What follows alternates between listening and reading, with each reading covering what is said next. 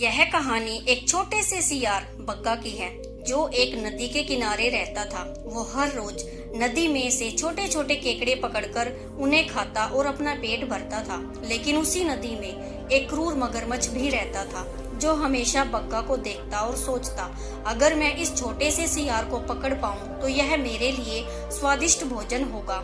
मगरमच्छ सियार को पकड़ने के लिए योजना बनाने लगा। एक दिन मगरमच्छ ने खुद को नदी के कीचड़ में इस तरह से छिपा लिया कि उसकी नाक की नोक बाहर दिख रही थी, जो केकड़े की पीठ जैसी दिख रही थी। जब बग्गा नदी के किनारे आया तो उसने मगरमच्छ की नाक को केकड़ा समझ लिया और उसने केकड़े को पकड़ने के लिए अपना पंजा डाला। लेकिन जैसे ही उसने ऐसा किया, मगरमच्छ ने तेजी से अपना मुंह बंद कर लिया और बग्गे का पंजा पकड़ लिया। बग्गा डर गया, लेकिन उसने डर को छिपाते हुए हंसते हुए कहा, ओह मूर्ख मगरमच्छ, तुमने सोचा कि तुमने मेरा पंजा पकड़ लिया, लेकिन असल में तुमने बस एक झाड़ी की जड़ पकड़ी हुई है। यह सुनकर मगरमच्छ भ्रमित हो गया और उसने अपना मुंह खोल दिया। बग्गा ने तुरंत अपना पंजा खींच लिया और वहां से भाग गया। उसने मगरमच्छ का मजाक उड़ाते हुए उससे कहा, तुम मुझे कभी नहीं पकड़ पाओगे। मगरमच्छ बहुत गुस्से में था और उसने कसम खाई कि अगली बार वह बग्गा को नहीं छोड़ेगा। लेकिन बग्गा अब नदी के पास जाने से डरता था और वो जंगल में ही रहने लगा और वो जंगली अंजीर को इकट्ठा करके अपनी भूख मिटाने लगा।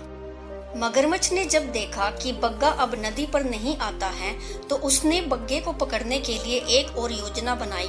उसने अंजीर के पेड़ के पास जाकर अंजीर का एक बड़ा सा ढेर इकट्ठा करके उसके नीचे खुद को छिपा लिया। थोड़ी ही देर बाद बग्गा उस पेड़ के पास आया और अंजीर का ढेर देखकर खुश हो गया।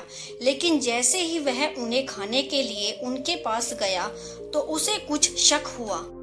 उसने सोचा कि ये अंजीर इतने शांत क्यों हैं? शायद इनके नीचे कुछ छिपा हुआ है। फिर वो जोर से चिल्लाया, जब मैं यहाँ आता हूँ तो अंजीर हमेशा लुढ़कते हैं, लेकिन आज ये लुढ़क क्यों नहीं रहे?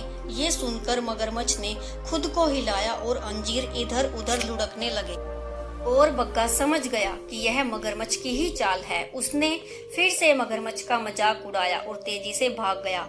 मगरमच्छ और भी गुस्से में आ गया, लेकिन उसने हार नहीं मानी। उसने खुद को ऊंची घास के नीचे छिपा लिया और कई दिनों तक बग्गा का इंतजार करता रहा। लेकिन बग्गा अब अंजीर के पेड़ के पास आने से डरता था। फिर एक दिन जब बग्गा जंगल में खाना ढूंढने गया, तब मगरमच्छ ने सोचा कि यह अच्छा मौका है। वह धीरे धीरे बग्गा के घर की ओर बढ़ा और घर के अंदर जाकर खुद को बग्गा के बिस्तर के नीचे छिपा लिया। शाम को जब बग्गा घर वापस आया तो उसने देखा कि दरवाजे के किनारे पर कुछ खरोंचें थी, तो वह समझ गया कि वह मगरमच्छ की ही चाल है। तो उसने जोर से चिल्लाया, ओह मेरे छोटे घर, जब भी मैं घर आता हूँ तो तुम हमेशा कहते हो कि सब ठीक है, लेकिन आज तुम कुछ नहीं कह रहे।